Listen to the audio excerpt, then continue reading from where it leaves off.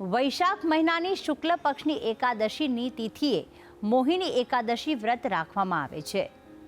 એક માન્યતા અનુસાર દેવતાઓ અને દાનવોએ મળીને સમુદ્ર મંથન કર્યું હતું અને તે સમયે જ્યારે મંથન દરમિયાન અમૃત નીકળ્યું ત્યારે તેને મેળવવા માટે દેવતાઓ અને દાનવો વચ્ચે યુદ્ધ પણ થયું હતું. ત્યારે ભગવાન વિષ્ણુએ આ તિથિએ મોહિની સ્વરૂપે અવતાર લીધો હતો અને જેથી જ દેવતાઓને અમૃત મળી રહે. તેણે મોહિની સ્વરૂપે અમૃત લીધું અને દેવતાઓને પીવડાવ્યું. તો આજના પર્વે કેવી રીતે કરવું જપ તપ અને વ્રત જાણીશું આજની ખાસ વાતમાં. જજાગ્રતો દૂરમુદૈતિ દૈવં તદુસુપ્તસ્ય તથૈવૈતિ દુરંગમન જ્યોતિખાન જ્યોતિરેકંતન મે મનઃ શિવ સંકલ્પમસ્તુ. જય ભગવાન મિત્રો, હું છું પ્રફુલભાઈ પંડ્યા. ભક્તિ સંદેશ કાર્યક્રમની અંદર આપનું સ્વાગત છે. મિત્રો, ખાસ કરીને આજે છે મોહિની એકાદશી. તો ભક્તિ સંદેશ કાર્યક્રમના તમામ દર્શકોને પહેલાં તો મોહિની એકાદશીની ખૂબ ખૂબ શુભકામના. મિત્રો, ખાસ કરીને મોહિની એકાદશી જે છે એનું મહત્ત્વ શાસ્ત્રમાં શું લખેલું છે. જ્યારે આ એકાદશીની કથા યુધિષ્ઠિર રાજા ભગવાન ઠાકોરજી ભગવાન કૃષ્ણને પૂછે છે કે હે કેશવ, હે માધવ, મને મોહિની એકાદશીનો મહિમા કહો. આ એકાદશીથી લાભ શું થાય છે અને આ એકાદશી ક્યારે આવે છે, આ એકાદશીમાં શું કરવું જોઈએ, સંપૂર્ણ જાણકારી મારે જોઈએ. અને ભગવાન ઠાકોરજી ત્યારે કહે છે કે હે યુધિષ્ઠિર, હે રાજન, શ્રોણો રાજન પ્રવક્ષ્યામિ, હે રાજન તું સાંભળ, હવે હું તને આજે જણાવીશ મોહિની એકાદશીનું મહત્વ. એવું કહેવાય છે કે આ એકાદશી વૈશાખ મહિનામાં આવે છે. વૈશાખ સુદ 11ને મોહિની એકાદશી કહેવામાં આવે છે. આ એકાદશી કરવાથી મેરુ તુલ્યાની પાપાની ક્ષયમ નયતિ દેહિનામ બહુ જન્માર્જિતા ન્યાયેસામ બહુ જન્માન જીતાન્યેસા મોહિની સમુપોષિતા.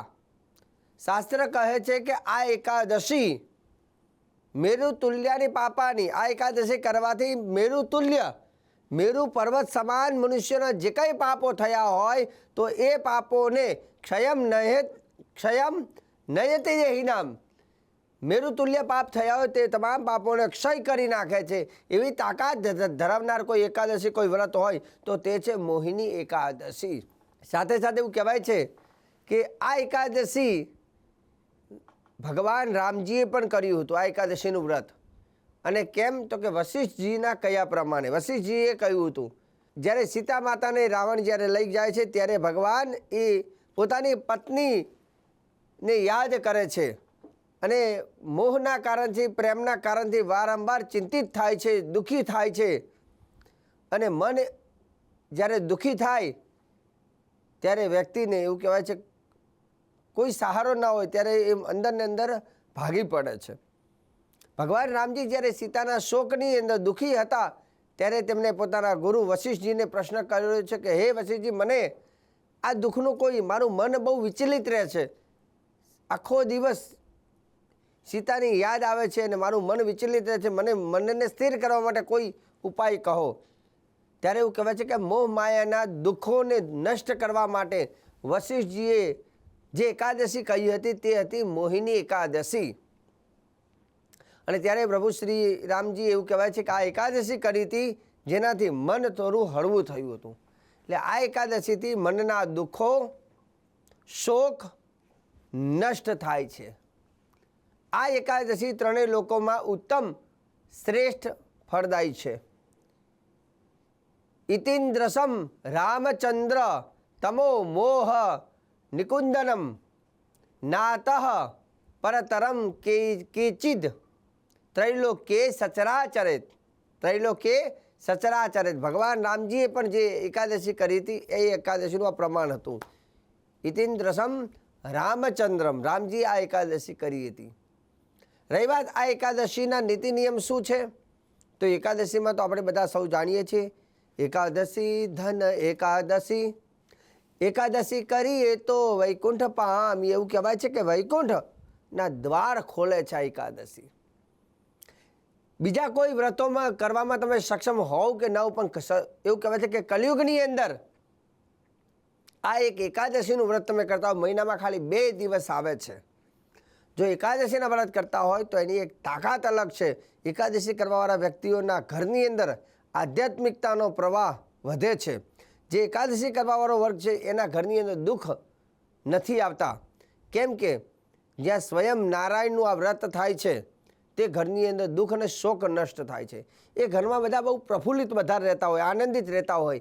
વ્રત કરનાર વ્યક્તિએ સવારે સ્નાન કરી, પવિત્ર વસ્ત્ર ધારણ કરી, ભગવાનની પૂજા કરવી, મંદિરના દેવી દેવતાઓને સ્નાન કરી, સમસ્ત દેવી દેવતાઓને પંચામૃતથી સ્નાન કરવાનું, ભગવાન લક્ષ્મીનારાયણને પણ પંચામૃતથી સ્નાન કરવાનું. ઓમ નમો ભગવતે વાસુદેવાય ઇતિ મંત્રેણ, ભગવાનનો નારાયણનો દ્વાદશાક્ષર મંત્ર એટલે કે 12 અક્ષરવાળો મંત્ર જે છે ઓમ નમો ભગવતે વાસુદેવાય ઇતિ મંત્રેણ, આ મંત્ર દ્વારા ભગવાન નારાયણની પૂજા કરવી.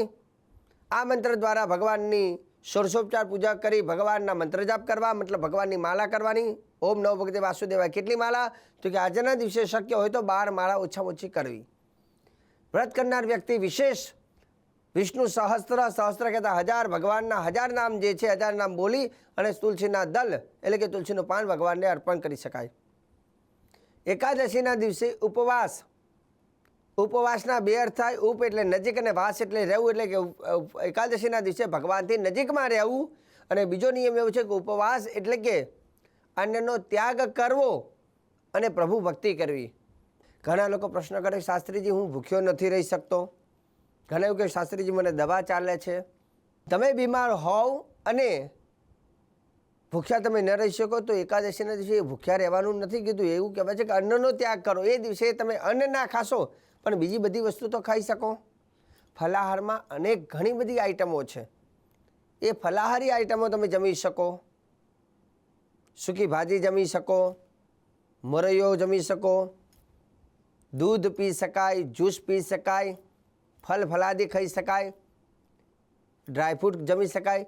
તો જે ફલાહારની અંદર ભોજન કરવા માટે ઘણી બધી વાનગીઓ છે, તમે એ વાનગીઓ ખાઈને પણ ઉપવાસ કરી શકાય. એવું કંઈ જરૂર નથી તમે ભૂખ્યા રહો. હા, ભૂખ્યા રહી શકાય. જે લોકો સક્ષમ છે તો એ લોકો આખો દિવસ નકોડો કરીને પણ ઉપવાસ કરી શકે છે. પણ જેની શક્તિ ઓછી હોય તો એકટાણું એટલે કે એક ટાઈમ જમવાનું, ફલાહાર જમવાનું, અન્ન તો નહીં જ. અને ઘણા લોકો બંને ટાઈમ જમવા માગતા હોય તો બંને ટાઈમ ફલાહારી વસ્તુ, બીમાર વધારે હોય, દવા લેવાની હોય તો એ લોકો બંને ટાઈમ ફળનો આહાર કરી, ફલાહારી વસ્તુઓનું ગ્રહણ કરી અને જો એ આ એકાદશીનું વ્રત કરે છે તો એનાથી એવું કહેવાય છે કે એના જીવનના શોક અને દુઃખોમાંથી મુક્તિ મળે છે. બીજા નંબરની વસ્તુ, શક્ય હોય તો મોહિની એકાદશીના દિવસે ભગવાન નારાયણ ગાયત્રી મંત્રની પણ 12 માળા ચોક્કસ કરવી. હવે મનમાં પ્રશ્ન થાય કે શાસ્ત્રીજી ગાયત્રી મંત્ર વિશે તો સાંભળ્યું, પણ નારાયણ ગાયત્રી મંત્ર એટલે શું? તો તમને એ પણ બતાવી દઉં કે સમસ્ત દેવી દેવતાઓની પણ એક ગાયત્રી હોય છે. જેમ આપણે ગાયત્રી મંત્ર બોલીએ ને તો એ ગાયત્રી માનો ગાયત્રી મંત્ર છે, તેમ સમસ્ત દેવી દેવતાઓની પણ એક ગાયત્રી હોય છે. જેમ કે ગણેશજીનો ગાયત્રી મંત્ર આપણે બોલીએ તો કે एकदंताय विद्महे वक्रतुंडाय धीमहि तन्नो दंती प्रचोदयात्, गणेशजीનો ગાયત્રી મંત્ર છે. એમ તમામ ભગવાનના એક ગાયત્રી હોય. એમ નારાયણનો ગાયત્રી મંત્ર કયો? તો નારાયણનો ગાયત્રી મંત્ર આ પ્રમાણે છે. તમે લખી લેજો, કેમકે આ ગાયત્રી મંત્રની માલા ચોક્કસ તમે કરજો. 12 માલા તો ઓછામાં ઓછી કરજો. આ પ્રમાણે છે નારાયણ ગાયત્રી મંત્ર. ઓમ નારાયણાય વિદ્મહે વાસુદેવાય ધીમહિ તન્નો વિષ્ણુ પ્રચોદયાત. આ ભગવાન નારાયણનો ગાયત્રી મંત્ર છે. તો આજે ભક્તિ સંદેશ કાર્યક્રમની અંદર મોહિની એકાદશીને લઈને મેં સરસ મજાની જાણકારી તમને આપી છે. અને આગળ પણ હું પ્રફુલ્લ પંડ્યા ભક્તિ સંદેશ કાર્યક્રમના માધ્યમથી આવી જ જાણકારી તમને આપતો રહીશ. કાર્યક્રમ જોવાનું ચૂકતા નહીં. મને આપી દો રજા. જય ભગવાન.